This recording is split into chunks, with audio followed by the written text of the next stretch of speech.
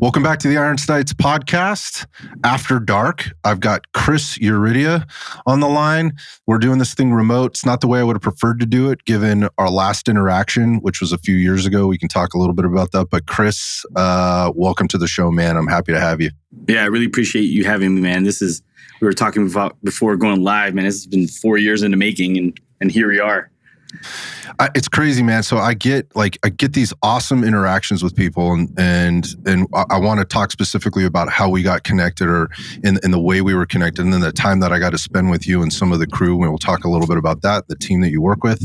But I got this opportunity, and I was like, these guys are awesome. Chris is so personable. There's so much knowledge there, and I'll just be honest and upfront and super transparent, super caring. Like with the interactions you had, not just with me, but I say this on the show quite frequently. I'm kind of a nerd, and I like to observe people and how they do things, how they interact with people, particularly for people that are in a position like yours, which I think is super important, both in what you do, but also who you work with. And I was like, man, I got to get these guys on the show. We just didn't have the time to do it. We were at an event in Georgia. It was a shooting or range day event, and you were representing the Vortex team. Yep. And we got time to spend on the range together, a full day, which was awesome because it wasn't just you. There was a couple other guys from the team there. Yep. We had Gil from the East Coast, Gil Fortitude, if you guys know him on Instagram.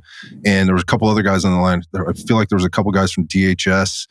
There were some really skilled shooters out there. There was a lot of heat in that class. For sure. It was pretty, so it was super fun for me at, coming in, just like seeing how other people do stuff, but also the help that you were able to give me advice, and just kind of checking in and the things I was able to take away was uber valuable. So again, going back to podcasting with you, I was like, this is a guy I got to have on the show. We got to get into a little deeper discussion about what makes this guy tick and why he's doing what he's doing and how he's doing it. Because you got a lot of longevity in this, and I think there's a lot of value. So this one's about you and all of that stuff. So let's jump right in, man. I'd just love to talk a little bit about your journey, a little bit about your history, and give the audience a little bit more of an idea who you are in case they haven't heard of you yet.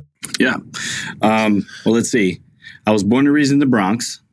As I kind of go through this, like you'll notice, like I moved around a lot, and yeah, you'd be absolutely correct. Like I've done a lot of moving.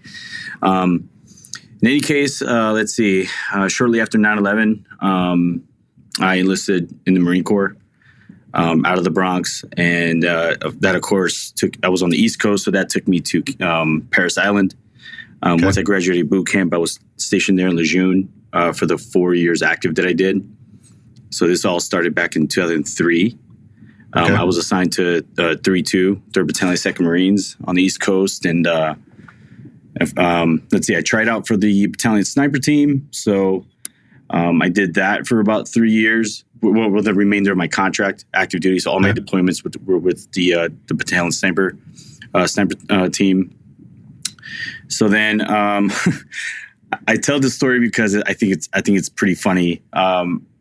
Like gun ownership to me before the Marine Corps was kind of like a foreign concept, right? Because in New York, like it was so hard for a good guy to get a gun. So I was like, I started meeting. Okay, gotcha. You know what I mean? So I started meeting all these country boys in the Marine Corps, and they're like, "Yeah, I'm just like, what are you doing this weekend?" It's like, I don't know. I'm just gonna hang out in my room. It's like, oh, well, I'm gonna go check out my personal gun, and I'm gonna go shoot it. And I'm like, hold on a second, like, you guys own guns? Like, please tell me more about this, right? So like, it was a very attractive thing, and it made me like rethink my, whether or not I was gonna move back to New York or not. And so it kind of was this impasse in my life where like I can move back to New York, or I can just not move back to that area and figure out something else to do with my life. So okay.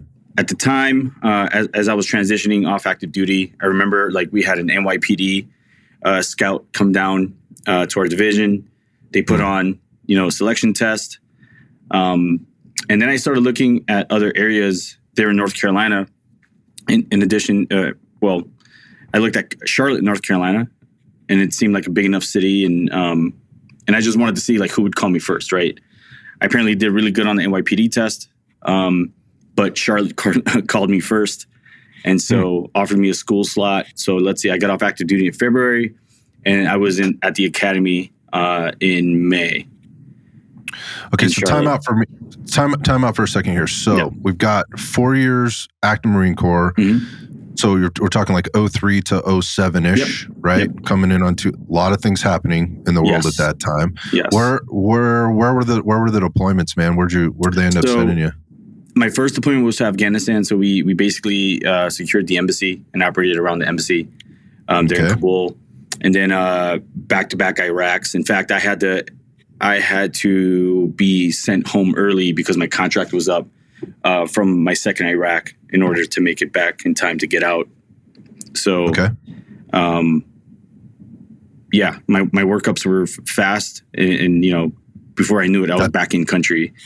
That's what I was about to say. There's things were happening with, I don't want to say haste, but they were happening at a pretty up tempo at that time for a lot of folks. So that put you in the mix right away. Did you ever have to spend any time on a boat? Did you ever have Not to on do a any boat. of that? Yeah, no. They were very interested in getting us in country very quickly to do our left seat, right seats, replace the units that were at the FOBs we were at, and like it was right to work. Like it was a really, really busy part of the war, and I saw a lot of things and did a lot of stuff that kind of molded like where I went in the future. You know what I mean? Yeah, so I'm wondering where the law enforcement thing came up for you then. Did you know before? Was this just like, this just seems like an opportunity and I know I need to get out of here and I'm done with this now. This is the next natural transition for me? Or was this something that had been seeded in there for a while and you knew you were going to do that? So that's actually a really interesting question because it's a little bit of both. Although the latter was on a much deeper level than I had appreciated, right? So like I had this opportunity to take this NYPD test, right? I recognized that, as an infantryman, like coming off of active duty, like the amount of skill that I had to offer the workforce, in America really wasn't, as high as I would have thought. So a natural progression for me was probably, hey, let's try to get with the police department and then see if I can maybe get back into what I was doing in the military and do it on the civilian side or the private, Okay. So that was kind of my thinking. That makes sense to me. I wonder, like, because I'm always curious about this question for guys that get into law enforcement, because there's kind of like 2, maybe 3 different responses to this. Yeah. But I'm just curious, like, what was your experience with law enforcement prior to getting into it? Living in the Bronx, right? Yeah. Living in New York. People that I've spent some time there, not a lot of time. Yeah. I had about a week in that area. Probably around the same time you were gone. So it was probably like 06, 07. I was actually spending some time out there for work. And we had clubs all over the city. Long Island, also in Long Island, Jersey, the Bronx, Queens, Spanish Harlem, and then all through Manhattan. So I got to get around a little bit and spend some time there. Much different. I'm from California. Yep. I've lived in some very big cities. New York is unique. And I just wonder, what your experience with law enforcement was there and how that drove you in terms of making your decision, if it did at all. So my experience with law enforcement, and like we're beyond like the statute of limitations, so like NYPD can't come after me. This is what I mean about the 3 different responses. Like this is generally one of them, so that's why I asked. Yeah, I think it's an honest way to approach the conversation. I'm gonna be straight up with you, and I'm not afraid to admit this. Like I was not the best student, like in high school. Like I did a lot of like skipping school and my fair share of like running from the police. I've had also like very positive interactions with the police in New York. And the thing about like my story, like growing up in the 80s, right? I was born in 82 and then seeing the Bronx in the 80s, which, and then coming into the 90s, like I saw like the Bronx at its absolute worst. You know what I mean? I lived through it. I was born and raised in it. And then, when I hate to name drop, but like when Giuliani took over, like it kind of like peaked and things got a lot better. So I kind of saw New York for like its potential and certainly like at its lowest, I would say. And that really shaped like my worldview in many ways, that and like the public education system, to believe and like live a certain way. Right. And also, how do you mean? How do you mean? I mean, for example, like I was always taught like in like the school system is designed in a way that like they will tell you like, hey, you are such and such, and this is what you look like. So this is what your future is going to look like. This is what you get. Right. Mm-hmm. This is just the cards you're dealt because, this is the way it is for you. And that never really sat well with me. You know what I mean? I was always, I didn't just like not go to school just to not go to school, but like, it just like something about the system just didn't resonate and sit well with me. So like I sought other things, let's say, you know what I mean? Okay. But I did end up graduating from high school. Of course, that's what allowed me to enter in the Marine Corps. But in terms of law enforcement, yeah. So this is actually pretty crazy because it's this discovery of my family and in my life has only happened like in the last 3 or 4 years, right? Okay. So I never knew like how in depth and how like in my blood that like military and law enforcement service was until like I just sat down and I started having a conversation with my mom. I mean, this is like 3-4 years ago, right? Okay. And so she's like, I'm like, Mom, I can't like really pinpoint like why it is that I have this desire to serve and did the things I did. She's like, oh, well, and she's just like in passing, like, yeah, well, your granddad was in the Guatemalan military and he was also a police officer for several years. And I was like, what? You know what I mean? You didn't know this? I didn't know this at all, man. Wow. Okay. And so I hadn't gone to Guatemala in a long time, up until 2013. And so my mom was able to take me around like to the bases where he was stationed at. He took me to the very police station, apparently where my mom was born. All right. So like it was ingrained inside of me, like to a level that I hadn't appreciated. And it was like, I mean, you know, the famous movie quote, like I had a hook in me. I just didn't know how it got there. You know what I mean? That's so interesting. And so there's two sides to that. Yeah. Yeah. One of the things that just comes up for me right there is that, so that must mean mom's a first generation American immigrant then. Yep. 100%. Okay. So in the Bronx in the 80s and 90s, and while I wasn't there, I consider myself fairly well read, and I like the U.S. history, particularly as well as world history. Man, that's a rough place. Yes. That is a rough place. That is a rough place to. That would have been a very rough place to be. You have brothers and sisters? I don't. So yeah, my dad split a year or two after I was born. So it was just my mom and I in our home or in our apartment in the Bronx.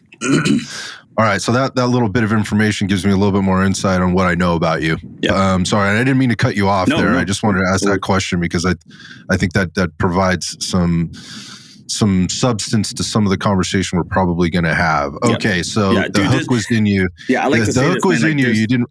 There's a lot on board, man, and the cool thing is that like I don't regret any of it. Like I don't regret like the way I was born. I've long forgiven my dad for, you know, the way things ended between he and my mom, and certainly like a lot of things that I was exposed to as a kid.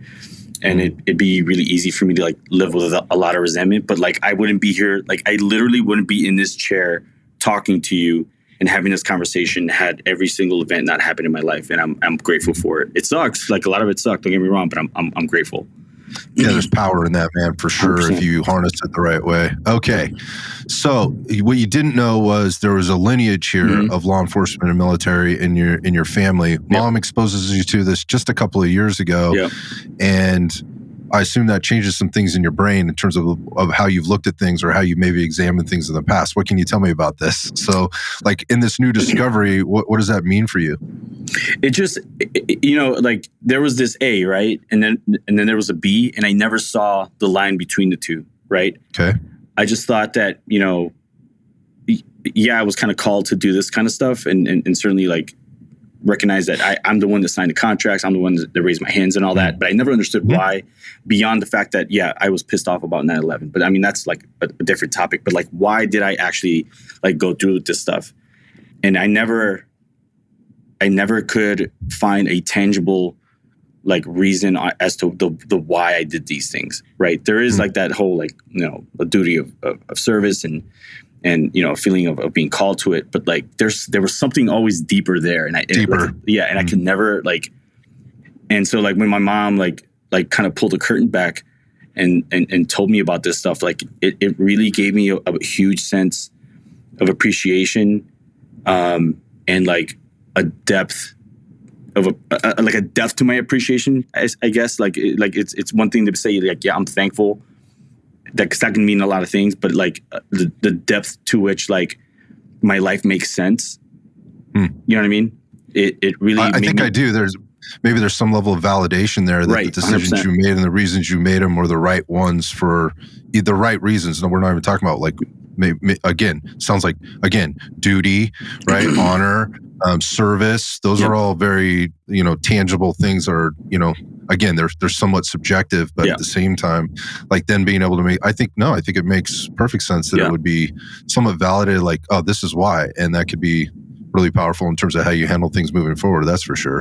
Like just knowing that you did the right thing and now you know why you did it. Yeah. Cause it'd be really easy for like guys like us to almost feel and fall into like a place of victimhood as to like why I did certain things, but to understand like I did the things that I wanted. Number one, because I felt called to do it, because I genuinely wanted to do it, and now like understanding like with this stuff in my family, like it was almost like I was predestined to do it. You know what I mean? And I was kept alive in a lot of like really, really, really bad situations, and like it all makes sense. Like my life like felt like it finally had purpose. You know what I mean? I can only try and imagine what that feels like, because I don't know that I've had that type of thing happen for me. But I can imagine that's a pretty powerful thing that maybe, you know, you actually lose maybe a little sleep over initially, and then you rest better because of it, you know, kind of thing. Because I mean, like at the end of the day, like you have your struggles, right? I was never free of like some of the things that kind of are inherent to people that see and do the things that I had to do, right? But this part of it like helped me to make sense and process a lot of that stuff. And it's also been really cool to like be able to turn around and like help other people through stuff. You know what I mean? Yeah. And that's where we're going with this, I think. And that's what drew me to you and what was very obvious to me from the get-go. Like I have kind of a different experience. Like my folks are still together after nearly 60 years, right? I was the luckiest kid in the world. Like my parents worked hard, very blue collar, you know, and, you know, did all the things that for us that their parents couldn't do for them, whether it be financial, accessibility, those kind of things, and put us in a situation to be as successful as we wanted to and make our own decisions, right? And I did make my own decisions. Some of those weren't very good ones, right? And as a result, not because I wasn't set up well, but because you know, it's the nature of the human being, and me being a stubborn idiot at times, you know, made some decisions where I had to suffer. And because if you don't suffer and you don't know what that looks like, how do you know like where's the limit, right? Like if I don't know what's really bad, then I can't necessarily know what's really good, on and vice versa. So anyhow, okay, so that's actually some really good insight. And again, going back to, I think that leads into some of the stuff that I wanted to talk to you about today. So let's go back to Charlotte. So Charlotte's the first one to call, right? And so I assume you take the job, and what happens next? Yeah. So like I said, I got off active duty in February, and I didn't start the academy until May. So I held this security position where I was just an unarmed security dude in a high rise in Charlotte. So then that leads me to start the academy there in May. And then I was actually, like, I'm not going to say it was easy, but it was a different kind of experience than like boot camp was, right? It was still really structured, and like a lot of discipline required, right? Because I think at the end of the day, like they were actually trying to make really good cops back then. So it was a really cool experience. Yeah, I mean, I assume going through the Marine Corps, doing it sounds like 3 deployments, you know, and the things that you did, like discipline is not a thing you're unfamiliar with. You understand the need for structure, right? The need for the discipline.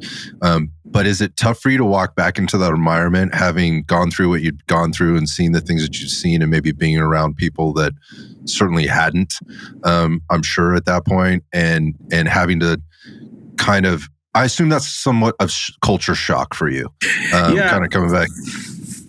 Yeah, 100%. So like, I remember one of the most glaring moments I had of recognizing the culture shock, right? It was when I think one of the defensive tactics instructors like asked the my academy class, like, who here has never been in a fight before? Like a show of hands? Yeah. And I was like, holy crap. You know what I mean? Wow. Like, it's almost everyone. These are people you're going to be on the street with, presumably very soon, right? And I assume the show of hands was very few at this point. Yeah. And I mean, at the end of it, like, basically we all got into a fight like there with defensive tactics. So like a lot of people were able to say, yeah, I've been in a fight. You know what I mean? Right. But yeah, it was a little bit, it was different, man. It's a different world. Like policing in the civilian sector is a different animal. Yeah, so this is something that I've heard before from folks that have come from the background, more specifically the GWAT, and coming out of some really, really harrowing situations, right, and environments, and living that life as a young man or woman, but predominantly men is who I get this who I have this conversation with, particularly on the infantry side or the armor side of things, where they're in some really kind of gnarly spots. And then they come back and they immediately transition into law enforcement. So you go through the situation or the environment that we were just talking about there, and that is the academy. And it's like, it's kind of a replay of boot camp at some level, but not really. Yeah. There's probably a few more comforts there, right? And again, there may be a few more limitations on disciplinary action and things of that nature that can actually happen. And to your point, that was back then versus now, which I think we can probably agree. The consensus would say it's a little bit different. Not saying it's better or worse, just saying it's a little bit different. It's different for sure. And then you transition into the street. So now you're back into like quote unquote street culture or American culture, coming from with very little transition time. I mean, the academy's what, probably 6 months, 9 months? Yeah, something like that. And now you're on the street. Talk about that transition. And again, in a place like Charlotte, North Carolina versus the Bronx in New York, from where you had been familiar as a civilian before. How's that? Honestly, like, I think my upbringing helped me find a lot of success as a police officer, because I started off and I was a police officer in the Westdorf division, which is like historically like one of the most diverse areas in Charlotte. You know what I mean? And so it really set me up to be able to just know how to talk to people, like understand like there's rules to interactions and interacting with people on a day-to-day basis. There's things that you don't do. There's things you do. There's a way you carry yourself for certain that will prevent you from people looking at you like just another sucker, just another uniform. Like people step back and like, okay, this guy, he's from the streets. He knows what's up. You know what I mean? Mm-hmm. And so it opened a lot of doors for me. Like it really helped to make policing a lot more accessible and a lot easier for me, if that makes sense. I think it makes perfect sense, and I think that's one of the challenges the profession in and of itself kind of suffers with now, because of the experiences. Let me just say this: like people talk about that word that you use, which is diversity, right? And diverse, like a diverse community, and I hear that a lot. I live in the Bay Area of California, San Francisco Bay Area, and from the outside looking in, people look, oh, it is very diverse. Yes, there's many people from all over the planet that live here. They come here to work. Many people that have done that in the past, and so there's generations here that have done that. And so you've got many cultures, you've got many phenotypes, you've got all this different stuff coming on. You've got foreign companies that are here, so that brings in a certain dynamic. But I got to be honest, like from a diversity perspective, if you take out like how somebody looks, you take out like specifically where they came from in the world. There's not a lot of diversity here. It's very much the same in the sense that they all work for the same companies, right? They vote the same. There's and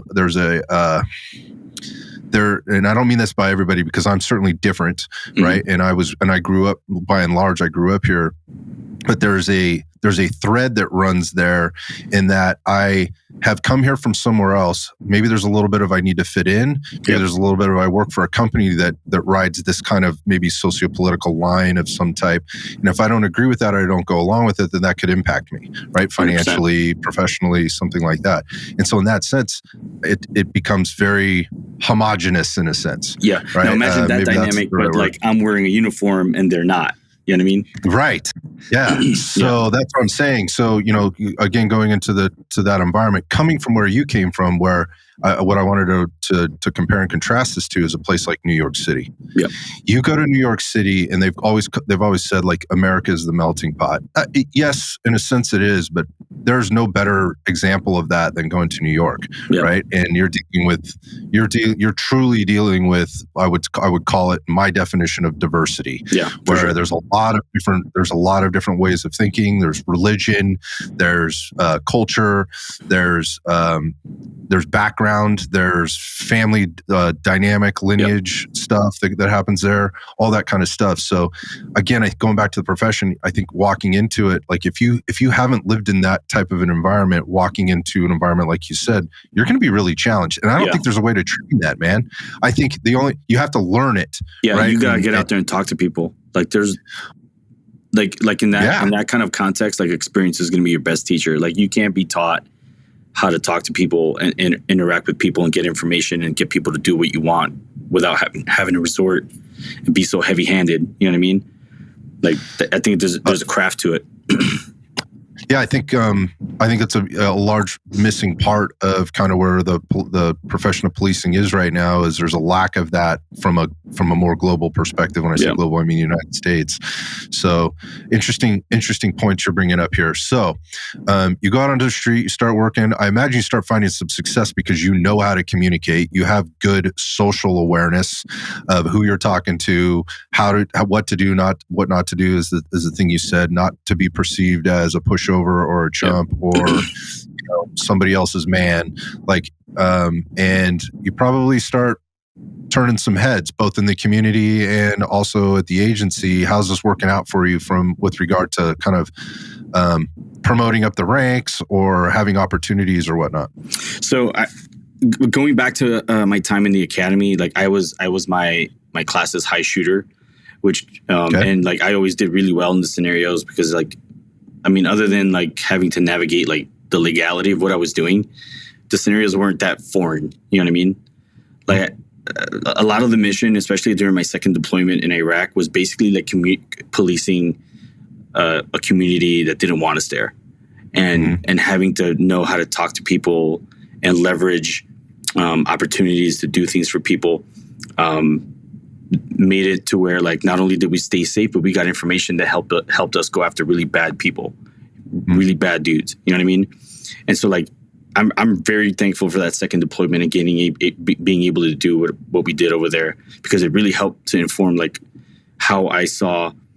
I didn't see everyone as just like a potential for an arrest or potential for a citation. Like I saw people like for opportunities to leverage information and go after people that needed to be, gone after.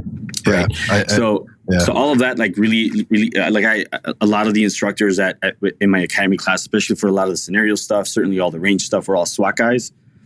And so, they would pull me to the side, like, hey, I heard you were a Marine and all this. And I would have conversations with those guys. I'd be able to speak intelligently about, weapon systems, employment, like, certain tactical tactics, not tactical, but like the actual like execution and tactics of certain things. And so having those conversations, I think, put me on the radar with a lot of those guys. And I'm not going to say like I was groomed, because I still had to go through a tryout process to get on the SWAT team. And I still went through every effort of those guys, of those senior guys to get me to quit. You know what I mean? Like it was not an easy SWAT process. New guy stuff. Yeah, but it definitely set me up to be able to try out for SWAT when my time came. I was just very blessed to have an opportunity to try out for SWAT as early as I did. You know what I mean? Like I had just gotten off probation and boom, 8 slots had come open. Yeah, so I was. The timing was a huge blessing, man. It was kind of wild to be able to try out when I did. How was that SWAT experience? It was, I everyone that tells me, or asks me, like, do I miss policing? Like, I generally say no, but I do miss the guys on that team. Like, I miss that part of the job. You know what I mean?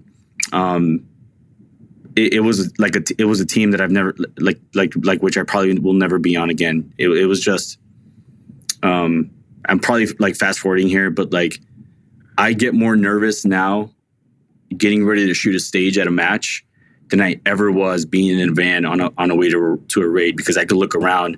I'm looking around at, anywhere between 8 to 12 dudes who I've seen train, who I've trained with, sweat with, bled with. And I know, and I have every confidence in the world that those guys are all locked in and we're going to go do the job, and I'm going home. You know what I mean? I think there's probably a lot of people listening to this that absolutely know what you mean and are grateful for that. Some that aren't on the job anymore, and that's something that they struggle with, right? Not having that camaraderie, not being immediately part of that brotherhood or sisterhood, however you want to put it. And then I'm sure there's a lot of people listening to this that are in that situation and wish they felt like that. They don't feel like that, right? They're going out on the job every day and don't have that kind of confidence and don't have that type of camaraderie, and they wish they had it and are trying to contribute and aren't really sure how to, and or feel like they're being pushed back on, or whatever. So I think I can understand. I've talked to enough people. I've never done that job. I have no idea what that's like, but I've had enough conversations, I think, and been around that environment enough to I think I can get it, man. I've been on some pretty strong teams in different environments, and I do know what the feeling feels like to be on a team you can count on. So how long do you do this for? How long are you on the SWAT team for? I got on SWAT about 2 years after I graduated for the academy. So I was only on the SWAT team like right up at 5 years. Okay. About a year after I got on the SWAT team, and about 6 months after I got off like SWAT probation, I tried out for the sniper section with Charlotte, and I was a SWAT sniper for the last remainder. I think it was like 3.5 to 4 years of my remaining time as a cop there with Charlotte that I was actually a SWAT sniper. Okay, so there's a specialty that you're doing here. And then I wonder, because you mentioned this, and that is the competition shooting and the stages. When does comp shooting enter into the equation for you? Is it during this time or is it after? Nope. My ego, and that's a whole separate conversation, and my ego would not allow me to do any organized training or organized competitive shooting. I didn't shoot my first match until 5 years ago, almost to the day. Okay. You know what I mean?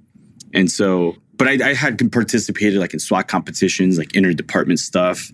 Certainly, like I said, I was top of my class at the academy. But like before that, I hadn't even thought about doing competitions. You know what I mean? So that's interesting you mentioned the ego thing, because that comes up a lot. And that's the limiter. That seems to be a major limiter for people, and whether they want to admit that or not, there seems to be, there's obviously a blockage or a wall to entering into this for several different reasons. And those reasons end up manifesting into kind of some weird things, like paper doesn't shoot back. This is not reality. There's a lot of things. I don't want to get into that rabbit hole because I think there's a lot of value in it. But what you mentioned was the ego piece.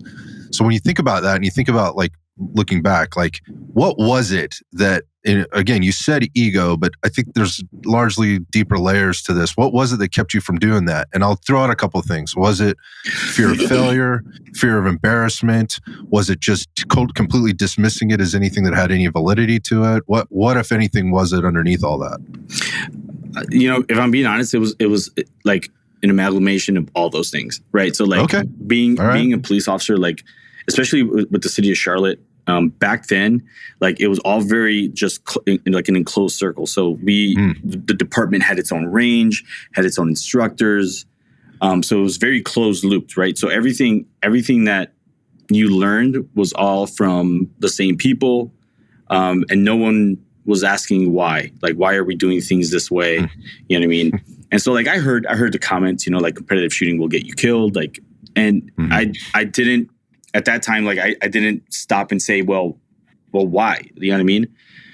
I think the biggest breakthrough moment for me, and one of the biggest moments of impact, were two things. So After I left policing, a good buddy of mine from the department named Dan Mollet and I decided to start a company called SPECT. Right? I don't know if you've heard of SPECT, but I have. Yep. Billy Barton now owns it. Billy Barton. Billy Barton is a really, really good friend of mine. Love the guy to death, and he's doing a great job with it now. But anyway, so back then we started the company, and we just set out to just train people and share the things that we kind of picked up within law enforcement, right? And that's what the company like motto was, like specialized training or SPECT train for the masses. You know what I mean? Okay. Part of that was we started to look at, well, first of all, like Dan was an active part of the class. Like a lot of our first classes that we hosted and put on were in his backyard, right? Okay. Until that became a problem. And, God bless him. He was a very accomplished, he is still a very accomplished author. He's written a lot of books. So that took more of his time. And he stepped away from the company and left it to me, right? So that I kind of ran with it. I then started to look at like, well, can I host other guys and bring them in here to kind of expand not just my understanding, but like start to like maybe take advantage of their footprint and their audience and kind of like piggyback on that and kind of expand, SPECT's footprint in the space. And I remember the first guy that we had out was the winter of, and I'm going to butcher the year, but we had I invited Drew Estel from Bear Solutions to come up. Okay. And he was going to put on a class. And a part of that is he and Steve Pinkman came out. And before the class, they said, hey, you guys just want to shoot, right? Mm-hmm. And so I did my research. I knew exactly who Drew Estel was. Here's this tier 1 guy, right, coming up to put on this training. And he was the first like tier 1 guy that I ever saw use a shot timer. You know what I mean? Oh, really? Yeah. Okay. And I was like, wow, this is okay, I suppose, right? Like using a timer and measuring things and like being good at shooting is okay, right? Imagine that. It really it was like I'm not exaggerating. It's like a moment of impact kind of thing where like I'm shooting with these guys and we're measuring and we're getting after it, and I started to see like the importance of maybe being good at performance shooting. You know what I mean? Okay. And so piggyback to that, I also hosted a guy named, and you might have already talked to him, but Johnny Primo from Courses of Action. I've never talked to him. Yeah. So Johnny Primo, another guy, we hosted him for a class using timers, pushing people to shoot accurate and fast. Also a tier 1 dude, like has done just about everything.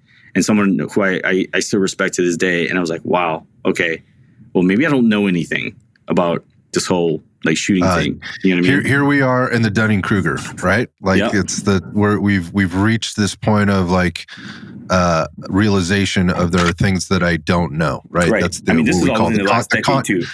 The conscious incompetence, as they call it, right? All right, I love this. So then, I've been there many points in my life. I still go through those on a regular basis. Yeah. So we're continuing to put on I'm continuing to put on these classes.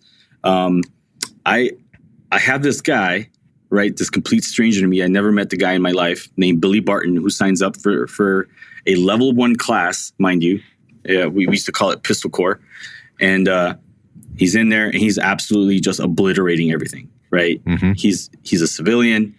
I know next to nothing about him, but he is just making this class look really easy, right? And so I'm like, never met Billy, but I've seen plenty of what Billy's capable of, and he's a savage. Mm-hmm. And yeah, I was like, this guy is an absolute savage with a pistol, and I want that. You know what I mean? And so I started to ask him. Well, first of all, at the end of the class, he comes up to me and just very humbly, man, like I'll never forget this. He's like, hey, bro, not for nothing, but like I kind of do this for myself as well. But if I'd be willing to help in any way I can. If you need another instructor, like I'm all for it. And like he already had me at signing up for level 1 classes because I had this like secret test that I used to give people. At the time, like SPECT was actually kind of getting pretty big and we were filling classes like really easily, right? Okay. And so I'd get calls from, MARSOC dudes, SEALs, Rangers, you name it, right? And then my test was always like, okay, well, that's all really great, but I need you to sign up for this level 1 class. This is the next one we have. Like sign up and I'll meet you there, right? And the amount of people that would like hang up on me, laugh, and like not take me seriously or just like ignore me altogether, like it was actually pretty surprising. But it wasn't everyone. But Billy was the first guy who like surprised me. Is like actually went through a level 1 class and was humble enough to like be there the entire day, knowing his capability, and to still offer to help. So let me time out you for a second. Yep. So when you said the special test, what I'm gathering is the special test is the ego check. Yes. To come in here, like, can you humble yourself and be okay with going through a quote unquote level 1 class? Yeah. Right. And get past I'm not level 1. Like right. I'm way better than level. You don't even know what level 1 is yet though, but you're definitely not level 1. Right. Right. So this is a test. I love this. I also love that that's the process, like, and that there's structure to this at some level. Like, look, we build on a curriculum. We need to get through this first so that you can get the most out of level 2 and level 3 or whatever, however the thing goes. And I think that's been sorely missed by a lot of instructors, and it's wound them up in a position where they start inventing classes to bring people back to, because they have run out of stuff to teach because there wasn't an organized structure to do this. Right. And they recognize that those repeat customers are starting to get the same things over and over, and their limit has been reached in terms of what they're learning, what they're actually applying, and any progress they can continue to make. And largely because the instructor didn't set them up for success in the first place. 100%. Just not just telling them what they should be doing, but actually walking them through how to do it. So I love that. Like going back to shot timers and going through a structure and building your business. You have to learn these things as you go. I get that, but I've seen a lot of people make a lot of mistakes there. I was part of that mistake process for a few people, for sure. I don't hold that against them. There's a learning process. I was learning at the time. Right. Now, knowing what I know, looking back, and again, you're kind of confirming it. Maybe I wasn't so wrong after all. But anyhow, sorry. Not to tangent this thing, but okay, going back. So Billy comes into level one. He's burning it down. He offers you help, right? And you're like, based on the litmus test to start with, this was probably a yes, but for sure now after you see your performance here, like, yeah, let's work together. Yep. Yeah, exactly. And so Billy came on and immediately started building curriculum based around performance shooting, right? Which at the time I was already sold on. I just didn't know how to build that kind of curriculum. You know what I mean? Again, you don't know what you don't know. Right, exactly. So I had offered like stuff that would teach people how to be confident, safe with a gun, and certainly like do some shooting things. Step number 1, right? Right. But Billy really helped put the performance side, and he injected performance into the curriculum, and it was no looking back from there. You know what I mean? Got it. Yeah, that's a great story. I didn't realize this. Like this is news to me. I didn't understand that history of you. Yeah. Okay.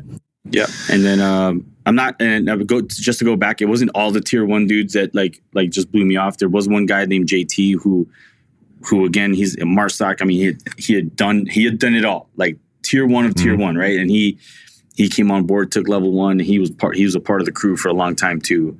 Guys like Ricky, like there are a bunch of guys that I brought on that were. And a part of that, it isn't just to see if you would just pay your $200 and come take this class. Like it was really important to me, like if you were going to come aboard and be a part of this cadre, that you were humble, that you were approachable, that you were willing to learn yourself and continually like push yourself to be better. Like that's the thing that was important to me, because I was going through the process, right? So if a guy like me, and I didn't have like the biggest resume ever, but like if I felt like if I can seek improvement, then like who are you to want to come into this thing and not want to do the same? Like we're all gonna like as the water rises type deal. You know what I mean? I totally know, and I think it's a very smart way to base your business model on. Right, there has to be goals and values alignment there, and if everybody understands we all have room to grow, right? That's step number 1. Number 2 is like, do you want to? Do you want to do that with this? And then there's the chemistry stuff that goes along with this too. Is like, hey, do you kind of fit with the team? And that goes back to SWAT selection and the guys approaching you, testing you probably a little bit. Like, hey, we heard you did this, and we see you, and you see you doing these things, and whatever. And they're not asking you to be on the team. They're testing to see whether you might be a good candidate for this. Right. So similar parallels there, I'm sure. Okay. Right on. So SPECT train starts to take off, and it still continues to this day. But at some point, you transition out of this, right? And you're moving on. Let's talk about kind of where that stops for you and what the next step is.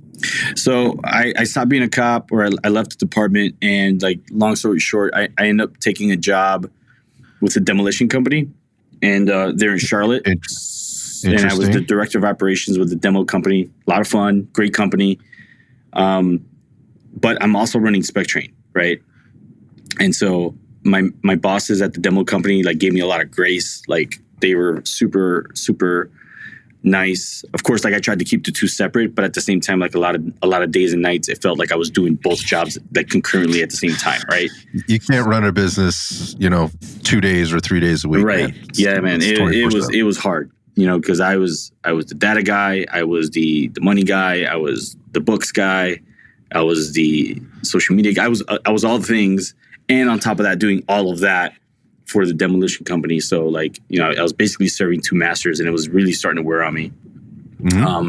And I remember one day, Billy texted me, and he sent me the link for this job and said, "Hey, this looks like it might be a good fit for you." And I was like, "You're just trying to get rid of me." I was just joking around. But I applied to Vortex thinking, what are they going to want with a guy like me? You know what I mean? But they gave me a shot, man. They flew me out. They interviewed me. And then, a month or two after starting the process, I was surprised to have gotten a call with a job offer. Okay. So we're talking now. So now we're into Vortex, right? A company that I've admired for a very long time. Before I knew you guys, before I knew you specifically, for a lot of reasons. There were some things that stood out to me early in my journey about how the company was operating, how it was handling itself. I didn't know everything, but and this is at a time for me where there was a lot to navigate. I'm trying to what's the right gun? What's the right optic? Here's all the information that you can get. You can get it from the company, you can get it from influencers, you can get it from YouTube reviews, you can get it from your friends. There's all this stuff. And I hadn't had a lot of experience with any of this, but there were certainly things that came up for me early on, and I think we're going to get into that a little bit. But again, Vortex is a company that I very, very quickly popped up on my radar and kind of stayed there because what I was hearing was consistent. So before we get into that, what was the job? What was the initial job offer? Like, what were they looking for? They were looking for at the time they were like Vortex Edge, which is the training side of Vortex Optics, was in its infancy. And they were just trying to add more people to that team, right?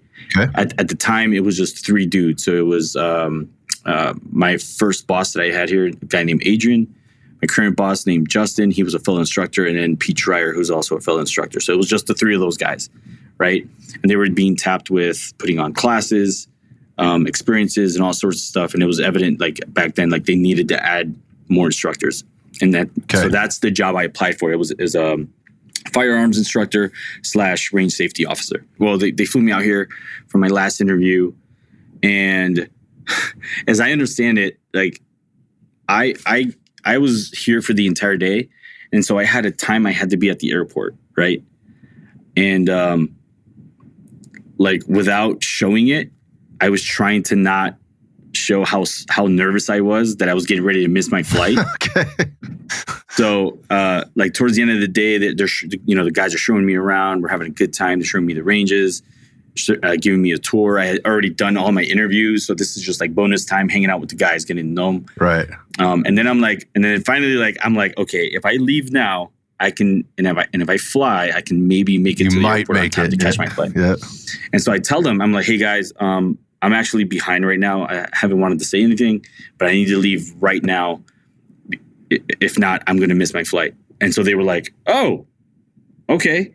And so I left. It ends abruptly. Yeah. I gotcha. I left. I was like, dang it. I don't know if I don't know how they feel about this. Yeah. Is this guy mismanaging his time? Like, what's going on? I remember I stripped out of my my button down and my tie and my slacks. I threw on like the clothes I had, to fly home in the parking lot, right? I get in the rental and I book it back to the airport. And so, and of course they're all watching this, right? So they're like, what the heck is wrong with this guy? So I didn't know, right? So I flew back, no idea how I had done. I know that at least like I had done a lot of homework. Mm-hmm. So when I sat down with the CEO, his brothers and other managers, I had done what I'd done in my past. I just created target packages for all of them, right? I looked into their past. So I had talking points to talk about them, to talk about things with them. Like I had already known beforehand, like Joe, the CEO of the company, currently like went to App State, and like, so there's a North Carolina connection there, and I was able to tap into that. So, but anyway, when after like a good bit after I started here, like the guys said that one of the main things that they knew about me, that they knew how bad I wanted this job, was that I was willing to miss a flight and like hang out and get to know the guys and want to like get a feel for the job. So that I guess it worked out for me. So yeah, so you ultimately get the job, and it's Vortex Edge to start. And what it comes down to is the connection that you were able to make with the people, right? And 100%. And what you're able to show them, not through necessarily a resume, but obviously that matters. That kind of gets your foot in the door. But at the same time, like the relationships that you're able to establish through the information gathered, the questions asked, the research that you did, and obviously giving of your time at risk of maybe not being home to the family or whatever it is you got to get home to. Obviously, missing flights is no fun. And if there's a job that you got to get back to on the other end because you don't have this one yet, like that's an important thing. And I'm just kind of hitting on that point because that's the same experiences that I get every time I talk to somebody from Vortex. And I've had several conversations at several different levels. It started, like internally, it started with you and the Vortex Edge team. And I've been to a lot of events. I've been to a lot of trade shows. I've seen a lot of things at different industries too, by the way. And again, I want to go back to the word I used before, and that's the level of care that was taken in every one of those conversations that I personally had, but the ones that I witnessed with other people. Now, let's be fair. I am sure there's plenty of people out there, or there's going to be people out there that may not have the same experience with me. I get that. I don't know about those, and I don't care about those. I just care about the ones that I've had. And since then, the other conversations that I have with people that have a relationship with Vortex, whether that's as a direct consumer, whether that's as a business to business, or whether that's somebody within the industry that does what you're doing essentially outside of that business, they have a training company, right? They lean heavily on their relationship with Vortex because of the people inside Vortex. So you alluded to some things that people may not understand about this company, and that is that it's very family oriented. And those are the things that I learned just with regard to how they take care of people inside the company and making sure that, there's an A+A. And what I look at that is like there's family and then there's business. And if one of those isn't balanced, like the other one is going to take, it's going to take a beating, so to speak. And so they're very careful to make sure wherever possible, there's a business to run here, but wherever possible, they are taking care of people internally. Right. And when we're doing that, it gets much easier to take care of people externally. And again, my experience with that is the folks that are on the inside have this genuine care of making sure that the customer is taken care of. So in this case, and with working with the Edge team, the job basically is to go out there and make sure people are being taken care of. It is not, this has been my impression, you correct me if I'm wrong, the job is not to sell product. Right? That is not the primary endeavor here. Like if that happens as a result of what the Edge team does, then that's great. And that's what we want for sure.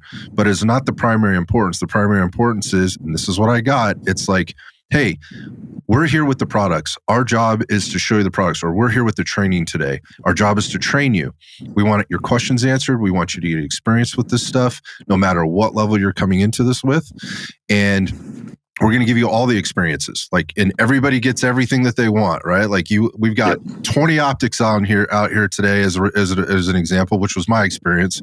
shoot all of them, right? Ask your questions, get a feel for them or whatever. But more importantly, there was a conversation happening on the inside. It's like, who are you? What are you trying to do? Like, what brought you into shooting? What are you currently using? What do you love about it, right? Like, what do you really like about it? What successes? What challenges have you had? Not trying to fix everybody's problem with the product, but fix people's or help people solve their own problem by getting to the root of whatever that might be. I think that's super rare. It's generally not like that. That wasn't my experience previously, which is again that's how the Vortex, like the Edge team and the people that were there specifically, including you, impacted me. And I thought that was very different. And it struck me. And it struck me because at no point, one of the other things that struck me, at no point were we talking about competitors. We weren't talking about if the customer brings it up, like I shoot brand X, this other brand or whatever. Great. There wasn't like, well, let me tell you why ours is better. Great. And trying to sell something. So again, going back, I just want to make the point that it's not about selling, right? What you're doing is helping people get a really good experience with the people inside the company that is obviously directly connected to the product. So if I'm wrong 100%. About any of that, correct me because that's my impression. I think you're seeing it better than I could, right? So like Joe, again, our CEO, like he's pushing the care movement, right? Create a rare experience. Like that is at the forefront of what we do. We are actually a very like front customer facing team, right? And backing up to like my time in New York, like I used to work for the W Times Square, right? Okay. Starwood as a brand, as a hotel brand, like had this saying, and actually had a department built around this saying called whatever, whenever, right? Okay. So it was all around like creating the best possible experience for customers. So that like cutting my teeth and, my very formative teen years, I got to get this education and crash course in just how to make someone's day, right? Regardless of, like they're at a hotel, right? So they're kind of already there. So there's really nothing to sell them on, right? Okay. But now you have an opportunity with all these resources at your disposal to make someone's experience that much better, right? Yeah. So like, I've been able to carry that like all through my life, and now like I get to do it here at Vortex, right? And yeah, it's all about like creating a rare experience. I'm not going to do that if I'm like pushing product. I honestly feel like I don't have to sell product, right? Like our conversation is kind of like centered around ARD, right? Atlanta Range Day. Like at that event, yeah, we showcased a lot of product. We didn't even have the ability to sell product at that day. Exactly. So I couldn't even sell you anything if I could. Right. My goal was to simply just be there, shoot our product and shoot,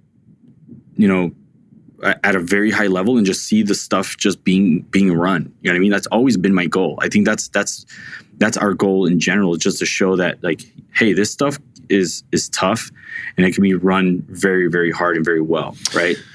Yeah. So I think a consumer challenge always lies in, we talk about certain things like durability, reliability, and then ultimately there's a price point that comes up with all of this. Like, what are you getting for the money that you're spending? And what are you hearing from the consumer market, on what should be versus what shouldn't be run based on whatever scenario you want to concoct in your mind about what may or may not happen. I was privy to this like early on, or when I say privy, I think I was more aware of this a little earlier on than I think maybe a lot of consumers do. I made my mistakes. I've made plenty of mistakes in terms of purchasing product that made promises they couldn't deliver on and whatever else. So again, going back to you're kind of, what you're doing is you're inviting people in to, and again, so whether it's through the training, and let's back up for just a second. Let me rewind the tape a little bit. So Vortex has, one of the things that impresses me about the company is all the different market segments they cater to, right? So there are a lot of SKUs, right, at Vortex, and there's kind of something for everybody, which I think is super important. When I look at like businesses, customer facing businesses, there's you have to make it simple for people, and that can be hard when you're developing as many products as a company like Vortex develops. So, and then you have all the market segments that may want to consume your product, whatever that is. So you have to do a really good job of communicating that to them. And so if what you're doing that is like through one person or like one influencer or multiple influencers that all kind of do their own thing, and don't really have this connection, right? That we're kind of talking about right now, and to the consumer themselves, right? To kind of bring them into the fold, to direct them on where should they be looking, right? Because there's, again, going back to reliability, durability, use case, and then obviously price point. You have all this stuff like what makes the most sense for you given where you're coming into this. Not what's the product I want to sell you, what's the product that you need, right? And so again, this is not just a Vortex thing. This is an industry thing, and I see people kind of inventing products or coming up with things that they think people need to try to be different and unique versus companies that are just trying to continually refine and make sure people understand what they're getting. We don't need to redevelop this product. This is a good product, and it's for a specific market segment. How do we talk to them about this, right? And what's the best way to do that? And first, you got to have boots on the ground to do that, and it's about getting in front of the consumer so you're getting their feedback. You're having these experiences and you're having this interaction. So it's a two-way street. And if you have questions, you got to know where to go to ask those. Like don't necessarily. It's not that it's a bad thing, but if you got somebody out there, you talked about Billy as an example. Like if I have a question about optics, Billy's going to be able to answer some questions about optics for me. Like, but what's his agenda and what his preferences are might not fit my needs, right? And what I'm trying to do. Not that he's giving me bad information. It just might not necessarily fit what I need. So you have to have these resources. And again, that's what I picked up from you specifically. Like if I have questions, I can ask them and not feel like I'm walking into the sales trap, right? I've had conversations with other people on the Vortex team, not live, but offline, like Adam Maxwell, as an example, who does some very similar things, very accomplished competitive shooter. Yeah, and I've seen him at events, running the Vortex booth or table or whatever, and it's the same. It's very consistent across the board. Vortex knows, I think, where they stand, and more specifically, the people that work there understand where they stand, and it doesn't seem to me there's like a weird agenda. And again, I don't want to make this like a Vortex sales job. I just again, it has impacted me in that sense where, again, if I'm a consumer coming in, where do I go to kind of understand the world of what I need for my particular use, right? And like then there's the money thing, like how much is this going to cost me, and who's the person I should be talking to, and what's their agenda here? Because I'm hearing all this noise in the background from these other people on the interwebs and whatever else. So, anyways, it's just going back to Vortex Edge. So you guys are doing training, right? You're doing events where you're introducing people to products. You guys do a lot of travel. I'm just curious about like what life looks like for you inside Vortex right now as an employee, instructor, manager. Like you're doing a lot of stuff, man. Yeah. So, like my job was very simple. Maybe 4 to 5 years ago, right? It was just be here, put on these trainings, and just kind of go home at the end of the day, right? When I first got this job to December. And I can't remember the exact date, but December of the year I started 5 years ago, I learned that Vortex Edge was actually going to start putting on matches. Okay. Right. And I was like, well, now this one's in my lap, so I have no more excuses. Right. I remember the morning of our first match, like my good buddy Justin and I had done so much work to get the range ready for this match. Right. I wanted to see it through, and I wanted to actually see what these things are about, right? Because I'd already been introduced to performance shooting, so like I kind of got the bug, but I'm still kind of like on the sidelines, right? I get here, or I should say, I get down to the range after like using a snowblower for the first time in my life. You know what I mean? It's Wisconsin. I get here that morning. Yeah, dude, it's a different animal up here. Like New York is one thing, but there's no plows up here, like to help you out. But anyway. I get here, and my boss at the time and several other dudes that knew me were like, "Hey man, why don't you just shoot this match?" And I was like, "No, I'm here to work. Like it's fine. Like I just want to help out. No, go get your stuff. Like you're shooting this match." I love this. I was like, crap, right? So now I'm like, crap. So I go get my stuff. I don't know what the heck I'm doing, dude. You know what I mean? There's apparently like a shooters meeting I gotta go to. Hey, don't touch your gun until there's no one in front of you and it's your turn. It's pretty overwhelming. I can do that. It can be pretty overwhelming. Yeah, but at the same time, it opened me up to a world and to a group of people that I didn't think I'd be endeared to as much as I was nice. Right off the bat. You know what I mean? To name drop a guy really specifically, I talked to him to this day. We still shoot matches to this day. This guy named Doug Anderson, like really took me under his wing. He's like, "Hey, dude, come here." He's like, "I'm gonna help you out. All right, so here's what you do. You go stand over there. This is the stage. This is what you want to do. You just want to shoot all the targets." And he's kind of giving me the play-by-play, right? So I walk up there to shoot my first match, to shoot my first stage, and I look down range and it looks clear to me, right? So I, of course, do the same thing I'm watching all the other competitors in front of me do. I draw my gun and I start dry firing, and I get ready to load when I get told to do so, and I'm thinking, look, I'm doing this thing. I'm getting ready to shoot my first stage. I feel a sudden presence behind me, right? Very calmly sneaks, like leans into my head and goes, "Holster your gun." And I go, and then of course, like the color leaves my body, and I'm like, uh-oh, right? I holster my gun, and he goes, "I ought to DQ you right now, but I'm not going to. You have to wait until I say the RO says make ready." And he goes, "Do you understand?" I go, "Yes, sir." He goes, "Make ready." And so I stand there. I'm like, "You got all this in your head right now? You can do the thing now." And I'm like, "Oh, okay." And then but that moment right there, like, and I'll never forget. Rich Morey was my first ever RO at my first stage ever.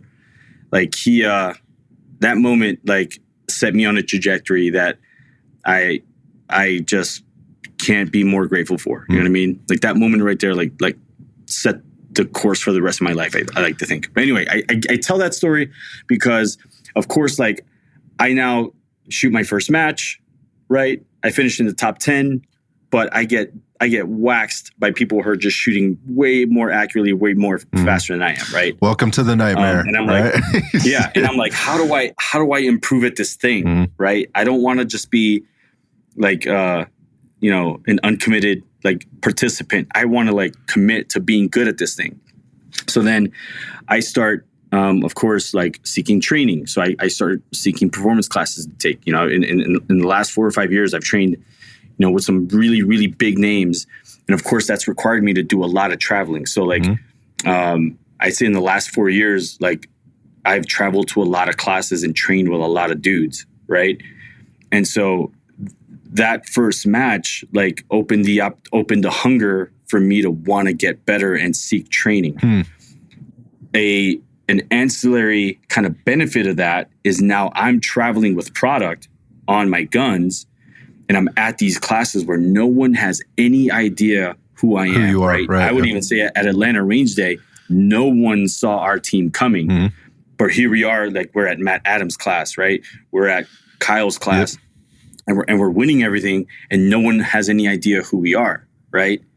And so it's helped us to like not just like establish this presence, but now people are like, well, what's that stuff on their guns, right? That's always how it goes. Like, that must be the reason you're good. Yeah, exactly. Like I'm not setting out to sell that. I'm not a salesman by any means, but like I know I have a hunger and I have a dedication to want to get better with my stuff, right? And I think that's what like people buy into, and they're like, wow, this guy like puts in the time. He logs his round counts, right? He knows exactly how many rounds he has on X. He carries this stuff every day. He shoots it every day. Maybe I should be paying attention to like his opinion on certain things. And so like that's allowed me to build a lot of like a reputation and some grace with people. And it's allowed me to get product and put stuff in places that it otherwise probably would have never been in, if that makes sense. You know what I mean? It makes perfect sense, man. I mean, I'm listening to you. A few things came up for me there. And one is just, again, going back to somebody taking care of you on the range on your first day, right? Or in your first match. And you hear a lot of people, we see a lot of videos out there, people shooting matches and they're doing great. And like, I want to be like that. And then there's the restriction or the barrier of like, where do I start? I don't want to go out and look and feel like an idiot. You kind of get forced into this, like in a good, positive way. Like, no, man, you're shooting today. Go get your stuff. We'll take care of you. I got bullied in the it's fine. Like, and again, so I think there's some value doing that, right? Because if they had not done that, would you have done that? Or would you have Probably not, man. Exactly. Like where those would you guys, be? those guys obviously saw like some potential and wanted me to get that experience. And like, again, I couldn't be more thankful. I mean, I don't think I've ever heard anybody say differently, right? Once they've done that. I've shot a couple myself, and I have some accessibility issues here in terms of time. But you mentioned that, like time, money, right? Travel, time away from family, and there's a commitment thing that goes into that. And the reality of it at the end of the day is I just haven't made that commitment. I haven't done it. So I have zero to say about it, about any of it outside of like, I've never done this at a high level, so I don't know. I don't pretend to know, and I don't talk about it as if I know. I just like to talk to people that do and understand their process, how they got there. And what you just described there in terms of somebody taking care of you, I think is super important. And I think it trickles over. The other thing that came up for me, I think it trickles over into a lot of things. And we could talk about law enforcement and their reservations about competing and training. And also, you could also, if you're going to talk about that, you also have to talk about what the attitude is around whether you are or you aren't. If you don't, you suck, right? And if you do, and you might suck, which you're probably gonna, right, on your first, at least your first match or your first few, as you're learning the process, like being okay with that, putting egos aside and having people not continually tell you that you suck, but prop you up for even giving it a shot, right? And making the commitment to be there. So there's that whole part of it. But the other part you were talking about there was like how you're getting in front of people, right? And the indirect way in which product gets in front of people, right? Versus the other way we often see it, which is go find the top shooter as a company, right? Whoever this person is, and let's get our product on their gun, right? And so that's going to sell the product. And my experience with this has been with zero way of tracking whether there's any kind of a return on investment there. There's no commitment to the company outside of like, I owe them something back because they put my stuff or they gave me stuff. Or I'm just collecting a paycheck. Or I'm collecting a paycheck. And those are all different motivators for the conversations that you might have with people or the reason you might use something versus, again, this connection to, hey, I'm showing up. Nobody knows who I am. I'm doing pretty well in this course or this class. I'm doing pretty well in this match. And we're having this conversation. And then the next natural part of that conversation is obviously, what do you do? Well, I actually work for Vortex and this is what we do. Yeah. And, have you heard about the product? It's definitely a more indirect way of getting in front of the customer. That's how it happened for me. And it happened through somebody that, not just through you guys, but my experiences out with instructors and seeing the product in place in action without them having to talk about it. So when you start to see people that are really good at this, right, and really doing things well, it makes sense. Like you're going to look at what gear they're running, right? Well, obviously the reason they're so good at this is because of the gun that they're shooting, the barrel that's in there, or the optic that's on the gun, or whatever else. That's the reason they're so good. Again, I say that in tongue in cheek, but at the same time, when you start seeing stuff continue to show up, you're like, yeah, well, maybe there's something to this, and maybe that's the thing that I should probably be investing in or whatever. 100%. So again, it's more of an indirect approach. And what better way to do that from a guy who's humble, right? And has literally been experiencing the thing inside that environment and understands what it feels like to be taken care of and also understands what it feels like to not feel so confident, right? And reach that point of unconscious or conscious incompetence, like, hey, there's things I need to know. I need to go learn more. I'm going to make the commitment to doing this. And being fortunate to be in a position to do that, from an insider position. Let's talk about the competition stuff, man. So this is like 4 or 5 years ago this comes up for you. Where are you with this now? Yep. How bad is the bug for you, dude? Like how bad is this? So, I got to tell you, dude, like starting out, it was pretty bad. Like I will say, like I had it bad. Like I wanted to improve and I wanted to improve now. Right. So I went through like what I would call like this very, I don't want to be dramatic about it, but I mean, it is what it is. Like it was borderline destructive. Like I did a lot of damage to my body. Oh, interesting. It was certainly starting to cause some issues at home, right? Where like I wasn't the most present husband and present father. So I had to like take the realization that like I couldn't like do an hour of dry fire every morning. I couldn't shoot, upwards of 500 rounds a day and then dry fire another hour when I got home and do this, 6 to 7 days a week, right? Because it was costing me not just physically, but it was starting to like really push things at home where like I just wasn't there. You know what I mean? Like my mind was on performance shooting and USPSA. Like that had become my identity, right? I started to tone it back a lot in terms of like my schedule, but I still competed, right? So like just to put it out there, like I went from being a guy who had never participated in a match, right, to within I'd say 4 or 5 months, my initial classification was a B class in carry optics, right? Okay. And then I think a month or two after that, I got my A card. And then shortly thereafter, I picked up my Masterclass in carry optics, right?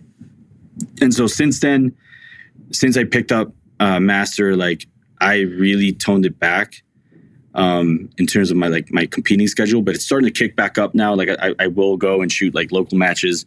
I'll probably shoot a couple locals here whenever we start kicking off matches.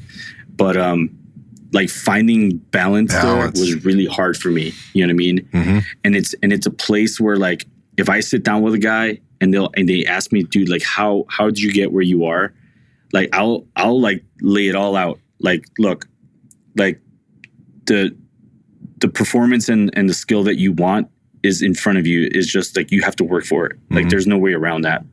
But you have to ask yourself like what you're willing to sacrifice, because you are going to sacrifice something. It's going to at a minimum cost you time, right? Can't have that back. And that time is and you're never going to get it back, and it's being pulled from something else, right?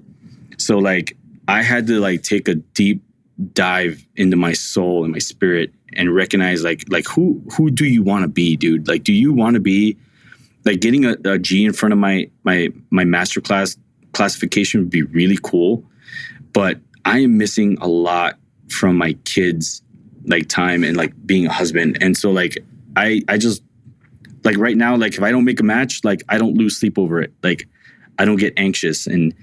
But don't get me wrong, like I still shoot all of the flipping time and I still train all the time because like I still have a job to do. I still put on these classes and I want to make sure that like I have a mastery of the material that I'm teaching and I'm able to demonstrate and show the students what's possible with this material. But I'm not hurting myself and I'm not hurting my relationships at home because I obsess over wanting to chase, a letter or something like that, if that makes sense. It makes perfect sense. There's the status, right? And, what's in front of you and taking more onto the plate, which means you have to take something off, and what's the true cost of that. And I think that is, when I watch kind of what happens in the competition world and people want it, right? Like, and you said that, like, I want this, like now I recognize what's possible and I want this. And then, again, that deep drive to try and get this done. And what I heard you say there in terms of your timeline, it was B, and it took a while to get out of that. Then you finally made, you made A, and then there was a kind of a quick acceleration, and then all of a sudden you got the M, right? So you reached a point where you're starting to really see some success. And that's gonna be really hard for people to like that are seeing that G, right? That thing's coming, like, and I just have to do more and more and more. But it gets a little bit elusive, probably, right? At some point when you start to look at it and go, and this is a little bit harder than going from B, to A, and from A to, from A to M, right? My point being is, what are we really doing here? How important really is this? And am I trying to make a living at this, right? Or is this just something I really desire to do and I really want to do this, but what's the reality of my situation? I'm fairly stupid. Like, I'm not a smart man. I work in the fitness business. I'm a gym rat. And I think I can relate a lot of these things to what people want to achieve. And they want to lose whatever amount of weight. They want to look a specific way. And in the end, they recognize how tough those things are and the commitment and sacrifice they have to make sometimes in order to achieve a specific result. But in the end, when they continue to try to achieve some level of success and something that they can maintain and or sustain over time, the successes end up coming. Now, I'm not saying that you going out and shooting maybe 2 matches a year is going to get you to GM. That's not what I'm saying. Right. But what you've decided is like, you're good with being Masterclass right now, and it would be really cool to be a GM. But I also understand that I'm not willing to sacrifice or compromise what's really important. Family, my time, my health, right? My physical condition, those kind of things, finance, because these things, these things cost money to do, that kind of thing. Like where is that balance? And I think it's very easily in the competition world to see that imbalance. And when people go all in on something and then end up saying things, doing things, making commitments to themselves even that they can't keep, that ends up being very damaging. You see people get bitter. They ruin relationships. I think you were kind of alluding to that. Like, my relationships are starting to suffer here. And what's the true cost of that at the end of the day? And I'm glad we got to that point, because I didn't necessarily understand that about you, but it makes perfect sense to me, because I saw this rise of what was going on for you in the competition world. And I want to say there was angst, but there was a lot of energy there that, to me, like, just coming across the airwaves, was like, this guy's really getting after it right now. I wonder what's really going on. And I often wonder that about other people. It's not specifically just to you. I wonder what's really going on for other people, because, along the way, you see them, like, they're posting more videos, they're shooting more matches. I understand what that's like. Like, that's a lot of work, man, right? On top of having a job and having a family and doing everything else. And I think it can be, like, the energy can be misplaced, and, like, what's really important at the end of the day. And again, going back to, like, law enforcement, because you've been there, like, what's really important, man? Do you need to be a GM? Like, maybe you want to be, but what do you need to do, right? And for sure. And how do you keep yourself motivated? And sometimes competition is super motivating to just keep you out there, making sure you're training, getting your stuff done. But to what cost are we going here? And how I'm not saying good enough is. What I'm saying is like, how do we find a balance there and communicate that to people, to where they're like, hey, man, I'm not saying, don't work hard. But I'm just saying, like, let's find the reality here where the scale is balanced or not balanced. Because it oftentimes then it turns into, like, all I need to do is be masterclass and I'll be accepted and I will have arrived. Well, what about all the other shit, man? Like, there's a lot of other things you got to be doing, right? So, like, what else is going on with that other stuff? And how bad are you at your health, right? How bad are you at your understanding of managing relationships and those kind of things? Because that stuff's going to show up for you at some point. Yeah, for sure. I think one of the biggest things that I had to recognize, like, dude, your elbows and your hands hurt. Like, when you try to go to sleep, your hands are on fire. Like, what are you doing, right? So that was one of the biggest cues. And of course, like, your kids who are now becoming of age where they can ask, like, intelligent questions and make observations about the world around them, and they're like, well, it's Saturday, and I know that you don't have to work, but you're at work. You're not with us, man. Why are you not here? You know what I mean? And so those things, I mean, I talk about this all the time, like convictions, right? Like, you talk about, like, what's convicting you. Like, right now I'm in a place where, like, my family is a little more important to me than, like, traveling a bunch and going to matches. Good. You know what I mean? Now, it's not to say that, and you know what's crazy, because back when I was chasing M, like, really with everything inside of me, I became really good at a certain style of competitive shooting. Like, I was like great at, like, just stand and deliver shooting. You know what I mean? And so what's happened here recently is now I'm spending more time trying to up my performance in just, like, stage shooting, right? And stage planning and stage shooting. So now, like, I'm starting to see, like, a melding of, like, my stand and deliver might not be what it used to be, but man, my stage shooting is really where, like, the biggest example that I just shocked the crap out of myself was here at the last Ohio Range Day. Like, we were given an opportunity to have all the instructors shoot an instructor stage, right? This isn't like shooting a stage against, like, attendees or, students at a class. This is like your peers. This is bragging rights, your homies, right? Yeah. And so, like, I was really shocked with where I finished. It was like a validation of, like, working hard on not just being good at chasing a letter. Now, like, you're actually learning how to play the game. Oh, that's great. And be good at, like, what the game, in my opinion, should be, and, like, running gun. Like, that's what kind of endears me to it to this day, and it keeps it fresh. I think that's, man, I love that statement. Learning how to play the game, right? And instead of just running routes, just throwing the football, right? Just Right. the X's and O's, on a chalkboard. But how do you put this all together at the end, and where does it show up for you? And it shows up in an event like that, where, there's some bragging rights, but you're also with your buddies. You can laugh together. You can give one another a hard time, whatever else. But, and everybody has a good day and a bad day. But when it shows up for you, I think that's what's really meaningful. It goes back to your health or your fitness or your finance or your family or whatever. Like when you have that moment, and I think if you cut out all those other moments because you're just completely, dumped into this one thing all the time, as in the immortal words of Ferris Bueller, life moves pretty fast. And if you don't stop and take a look, if you don't stop and take a look around on occasion, you just might miss it. Man, that last part is a great spot to kind of wrap this thing up on, because I just go back to the balance of what I've seen, and you even just talked me through a little bit of your journey post when we actually got to spend one-on-one time together, and the things that you've learned and where you're at, and you're doing so many things with the Vortex team within Vortex. The people I talk to love you.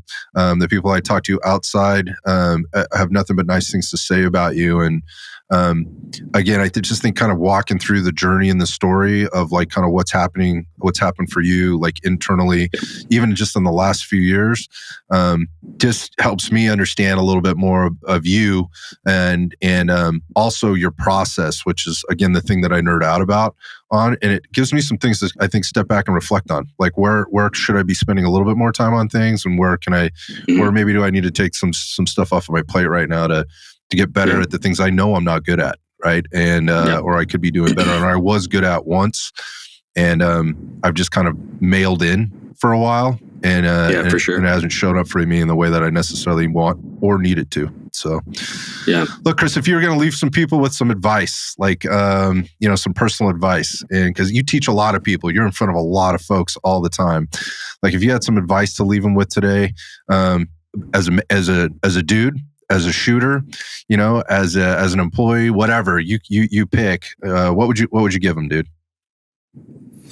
I would say, like a lot of the concepts and the principles that govern my life, like, are just found in the Bible, right? Mm-hmm. Like my faith and my belief, like it's really easy to look back at my life and certainly like appreciate all the bad things that I've had to do and see and go through.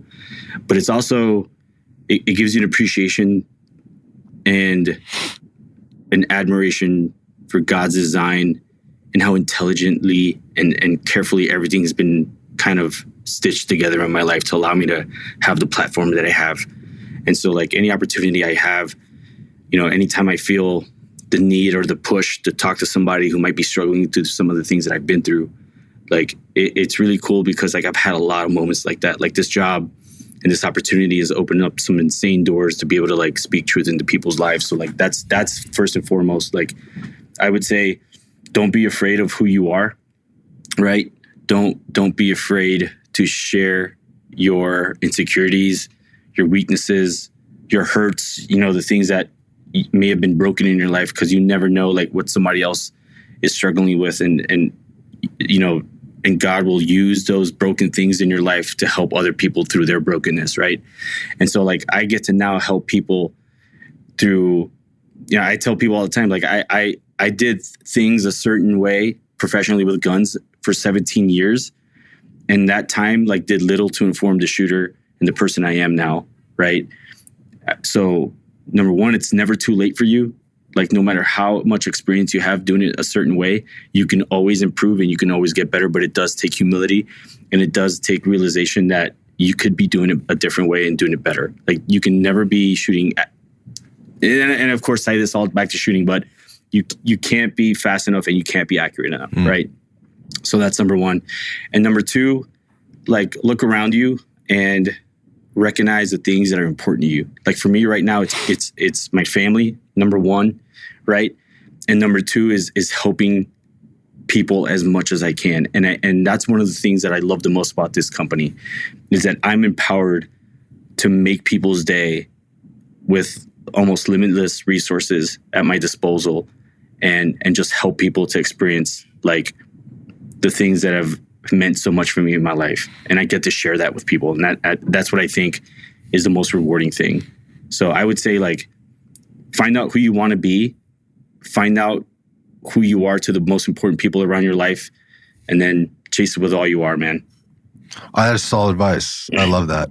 I think that transcends a lot of things, man. And for people that listen to the show and that I have conversations with both online and offline, that's pretty powerful, man. And I think that resonates. Certainly does with me. Chris, if people want to find out more about you or check you out on the interwebs and find out what you're doing at Vortex and all that stuff, where do they go, man? Here's the time to give the shameless plug, or give people direction in terms of how to have conversations with you or anybody inside the team. So number one, I think the lowest hanging fruit, of course, is social media, right? Like always is. If people follow you or they follow the Vortex Edge brand, I actually managed the Instagram page. Like I'm, hate to like pull my mask over, right? Like I'm the admin behind the page at the moment. So if you send Vortex Edge a direct message, whether it's about shooting, it doesn't matter. It can be about literally anything. It's coming to me or it's coming to the social media team, and like we take a lot of pride in answering like each and every direct message, responding to comments, and so like that's the easiest way, I would say. Can confirm. Been there. You know what I mean? Like you're gonna get one of us to answer, or if not me directly, right? And if I don't have an answer for you, like I have a team of guys that I work with that I respect, more than I can say, and I'll tap into their knowledge, their wealth of knowledge to get somebody an answer or a solution to their problem. Awesome. Right? I would say the next thing would be like, or email info@vortexedge.com. The Vortex Edge website also has like all of our class offerings. So like if you're interested in taking a class from us, that'd be a good place to start. We travel all over the place right now. Like we're heavy with ORD, Ohio Range Day. Like we've been a vendor and been teaching there for the last 3 years. We're here, we're accessible, and we have class slots. So check us out, shoot us messages, write us emails, and you will definitely get a human and you'll get a rapid response. And we love helping people. That's what we're about. Again, can confirm. That's been my experience. I've had any questions about anything, I've been able to get nearly an immediate response. I think that's a reputation that Vortex has, particularly on their product too, just from the warranty perspective. Everybody knows about that thing, right? And they're very good with that. And it makes perfect sense that the people behind it are people like you. Chris, I can't tell you how much I appreciate your time, and this is a long time coming. Man. And we finally made it happen. It was kind of on short notice. We kind of pulled this thing together. There's a lot of things happening at Vortex, and there was some schedule stuff. And I know it got a little hairy there for a minute, but we did it. We pulled it out. We did it. We made it happen. I appreciate you. I can't wait to see you in person at some point here. Again, we're kind of on different ends of the country right now, and you do a lot more travel than I do. But I'd make a trip for sure to hang out. Awesome. And I'm starting to get like a lot of people will like stop me at events and they're like, are you going to uniform? And I'm like, first of all, it's Chris, but yes. Okay. Good. So like you can also find me on Instagram as going to uniform, but like I tend to spend the most of my energy, and that's why like my posting is down personally, because I'm spending like the bulk of my energy into the Vortex Edge brand. Balance, dude. Yep. Balance, as you said. Yeah, for sure. All right, Chris. Like I said, man, thanks so much. Best of luck to you. Best of luck to the Vortex team as a whole. Thanks, man. Keep doing what you're doing, man. Keep the balance and keep showing up in the way that you're doing it, man. I appreciate you. Thanks so much. Yep. Yeah, thanks, man. I'm incredibly honored. I've seen like the guest list that you have had in my chair, even remotely. It's an incredible honor to have been asked to do this and have this opportunity. So thank you very much, Scott. Really appreciate that, man. On behalf of everyone here, like I can't say that enough. You're very welcome. The feeling is mutual. So thank you, man. Yep.